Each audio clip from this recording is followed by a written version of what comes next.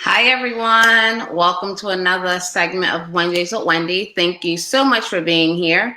For those of you who are joining for the first time, my name is Wendy Garvin-Mayo. I am a nurse practitioner. I am a certified life coach, and I'm also a cancer caregiver consultant. So thank you so much for being here. So this is week 2 of December. So in December, we've been talking about the 4 agreements. That's what we're focusing on today. We went over agreement 1 last week. So be impeccable with your words. This week, we'll be talking about don't take things personally. And I know that is a very hot topic for many people, including myself. But before we get into that, I do have an announcement. I am really excited. So next week, next Wednesday, I think it's December 16th at 8 p.m., I will be hosting my first masterclass. So I will be hosting the Shape Blueprint for Stress Management Masterclass. After this live session, I will drop the link in the comments if you want to register. Not if you want to register, please register. We can all use some stress management strategies nowadays. So I am super pumped for that. So that class is really about really introducing my framework that I use to help people really reduce their stress, decrease overwhelm, and really take control of their life. You know, because we're all capable. We're all capable of really being in control of our lives. So I look forward to seeing you there next week after our Wendy's at Wendy segment. So I will, like I said, drop that link in the comments. So let's get started. So the 4 agreements, it's a practical guide to personal freedom. The author of it is Don Miguel Ruiz. How many of you watching have read the book or reread the book after our session last week? Let me know if you have read the book or if you plan on getting the book because of these sessions. Let me know something. All right, so today we're going to talk about don't take things personally. So the author of that book really talks about life as being a production, and you know, we are the producers, the directors, we're everything, you know, of our lives. And with that, I really think of, you know, we think we have it all figured out, right? We know how things should be, how they shouldn't be, and these are our preconceived notions. And I really believe that stems from just the agreements we have with ourselves. So when someone steps out of bound with that, we can take things personally, right? And he talks about something called personal importance, which I thought that was a really interesting concept where we think it's all about us, right? And in terms of taking things personally, anything someone does or anything someone says, it's about us, right? They're trying to attack us. We become very defensive, right? So because they don't fit in our production. We didn't write them in the script, right? So when we feel offended, it's kind of like, excuse me, you do not fit the script, and I'm taking that personal. So taking things personally really is a selfish act.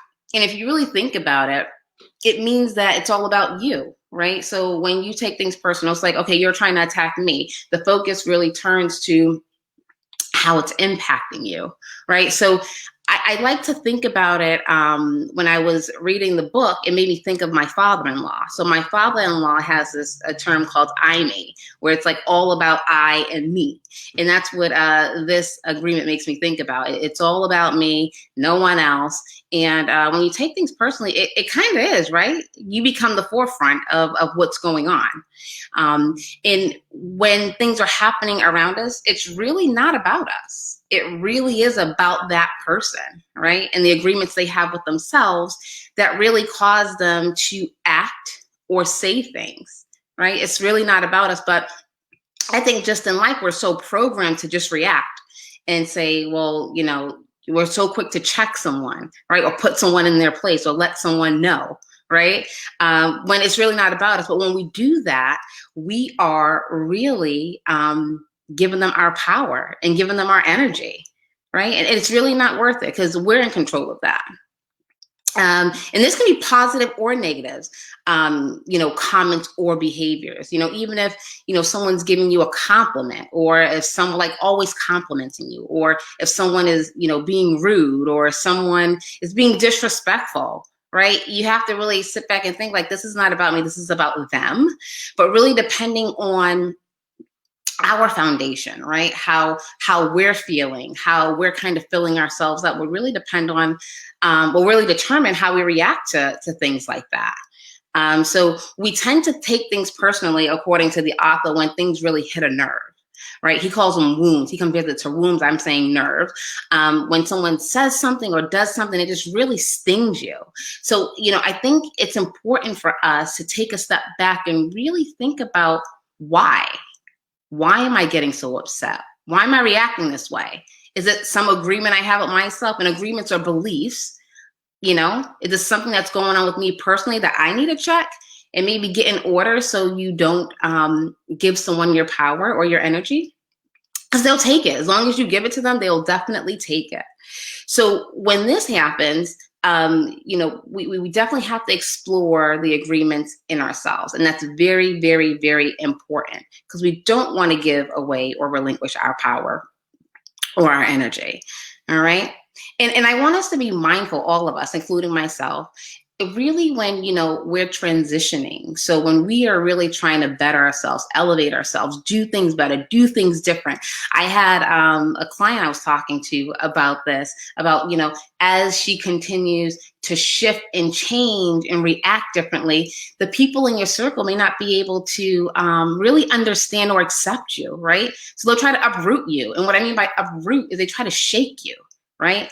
They try to keep poking at you. So I think it's really important to understand that it's not about you and your change. It's really about them, right? And they can't really accept the person you're becoming. But as long as we pour into ourselves and we lay our foundation, people can't shake us. People cannot shake us. And we are in control of ourselves. We're in control of our thoughts. We're in control of our behaviors. We're in control of our beliefs. We are in control. But sometimes when you're under stress or you're having a bad day, it's really, really, really hard to remember that. So it really takes practice. It definitely takes practice. So I think it's important to practice, so when something comes up, you can be aware of how you want to react. Because you don't want anyone to, make you act out of character, right? Or make you act a certain way that you don't want to show up in the world. Right? So you don't want to relinquish that to them. So what can we do? What can we do really if this happens? So I love my acronym, STOP. And many of you who have been watching this for a while know I love STOP, but STOP is a great tool that can work in many situations. So, if someone is, trying to make you come out of character, you really want to stop. Right? Which can be hard, right? It's like what we talked about last week, that silence. So stopping can be definitely hard, but it can be so beneficial. So really stop, right? Don't just react, which is very easy. You want to think, right? Is this really about me? Or is this about the person, right? So what's going on here? Really taking time to think what's going on here. And then what are your options? Right? So are you going to give this person your energy? Are you going to allow them to take you out of character? Or are you going to stay calm and cool? Are you going to kind of conserve your energy? Right? And even with that reaction, people get really upset, right? When they they're not getting that reaction, they keep poking you and poking you and poking you. And once you make your decision or your option, then you proceed. You keep it moving.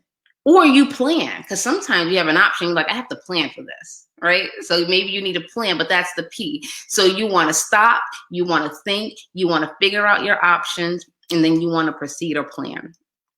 And I challenge you to really do that next time. Next time someone's really trying to shake you. Yes, Saju, 100%. High intellectuals, I love STOP. Yes, STOP works. I actually used it before coming on live. It was more so because there's just so much going on, and I had to make my list. I'm a list person. I had to make my list, and it calmed me right down. And my option was, I'm not going to let all this stuff really stress me out, because I'm in control. I'm in control of my mind. I'm in control of my behavior. So really trying to slow it down, Really think about what's going on and, how I want the outcome to be. So this chapter of not taking things personally made me think of Maya Angelou. And she has a famous quote: when someone shows you who they are, believe them. Right? Because people will show you who they are, and we give them, oh no, they didn't mean that. Oh, they're having a bad day. We make excuses for them. But one thing I tell people is when people show you who you are, believe them and figure out how you're going to deal with them. Or do you want them in your life? Right? It's definitely a choice because people will show you who they are many times over. And sometimes, we make excuses. Oh, they didn't mean it. Oh, they're having a bad day, or, whatever it is. But be mindful of your space and your energy and who you allow in that space and who you share your energy with, because they could drain you. People could be draining. Yeah. One thing the author did say, and I want to get your take on this. He mentioned fear, that jealousy, sadness, anger, hatred comes out of fear. What are your thoughts on that? Let me know in the chat. Do you think people react that way because they're afraid? Let me know what you think. I thought that was very interesting. I never thought about it that way, that, people could be angry or, have hatred or sadness because they have some fear. I thought that was a really interesting concept that the author pointed out. Usually I think of stress.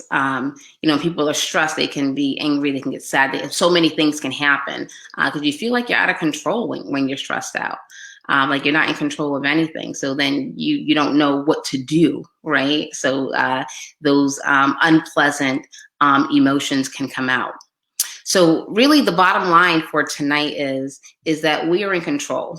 We are in control of ourselves. It may take some practice, especially if we're not used to practicing self-control, right? But it's really just trying to be balanced. You want to be balanced. You don't want people to rock you or uproot you, right? So we're in control of our thoughts, our beliefs, and our behaviors. And I want everyone who's watching this to really believe that, even though times are hard right now, with the pandemic and everything else that's going on in our personal lives, our professional lives.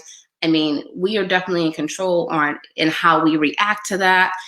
We are in control of our input, right? We talked about that last week. What are we listening to? What are we watching? Really just kind of, putting yourself around the right environment that's going to really continue to keep you balanced and keep you whole. Okay. So with that, don't relinquish your control, conserve your energy. We can do it, right? We can definitely do it. I will see you next week. We'll talk about the third agreement. Look out for the masterclass. I will put that in the link. So we'll have a masterclass, my first masterclass next week. I'm so excited. I'm so pumped actually about it. So until next time, be your best, do your best, and give your best. And I will see you next week. Have a good night, everyone. Bye.